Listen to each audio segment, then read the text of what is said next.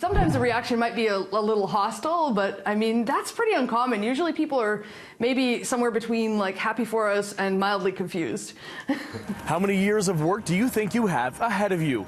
Well, Celestian Reince and Stephanie Williams might not look like they're coming up on retirement, but they estimate they're about 2 or 3 years away. And that's living in one of the country's most expensive cities, earning a very normal income. It'd be things like, cooking your own food, living in a smaller apartment, not having a car, having mostly frugal hobbies, like things like we both love hiking and outdoors activities, and if we're doing things with friends, we'll have dinner parties rather than go to a restaurant. The pair, both in their early 30s, say they made the decision about 7 years ago when they were working jobs they didn't exactly love. At the time, the two had a combined net worth of about zero.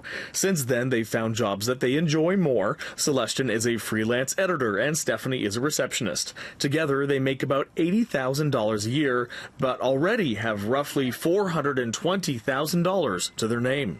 When you make something a habit, then it just becomes a habit and you don't really need to think about it. And the second thing, how you get to that point is what we think is important is that you want to sort of make the frugal option, or whatever it is that you're intending to do, you want to make that the easier option. So I did all our meal prep on Saturday, so we have all our food ready to go now. So when it's dinner time and we just heat it up and go.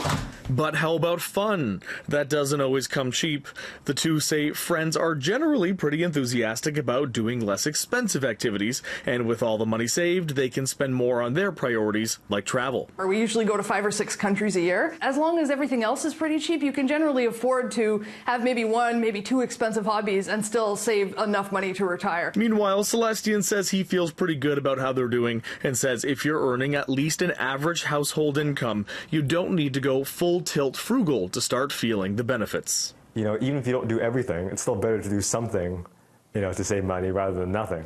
As for whether the two plan to keep working after retirement, I would probably scale it back to just taking on the projects that I really connect with. Very casually doing some cat sitting or something like that, but certainly nothing resembling any sort of a normal job. In Vancouver, David Zura, City News.